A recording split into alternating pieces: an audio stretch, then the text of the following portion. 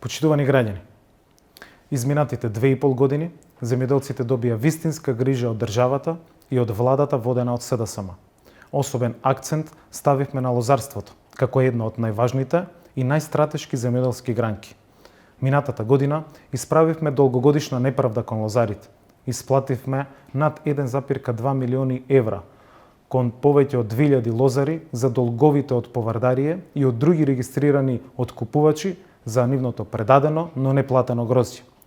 Следува исплата на долгови кон дополнителни 680 лозари, со што ја исправаме целокупната неправда. Со ова целосно се исплаќаат лозарите и се решава овој горлив проблем во теквешијата. Овие средства се приход плюс кај лозарите, кои може да ги користат за нови инвестиции во лозови насади. Над 1 милион евра се исплатија на 6240 лозари и како дополнителна субвенција од 1 денар за килограм предадено грозје во регистрирани винарски визби последната година. Донесовме и измени на законот за вино, со што се реализира барањето на лозарите да регистрираат мали, семени, односно бутик винарии. Со новите измени во правилниците и подзаконските акти, малите винарии ќе може да развиваат собствени брендови и да го понудат својот квалитетно отворениот пазар.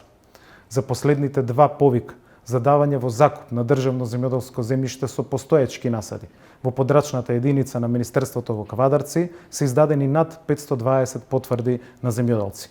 Тоа значи дека тие ќе аплицираат за вкупна површина од над 550 хектари, за кои што ќе склучат договори, ќе добијат субвенции и ќе можат да аплицираат за мерките од ИПАР 2 програмата.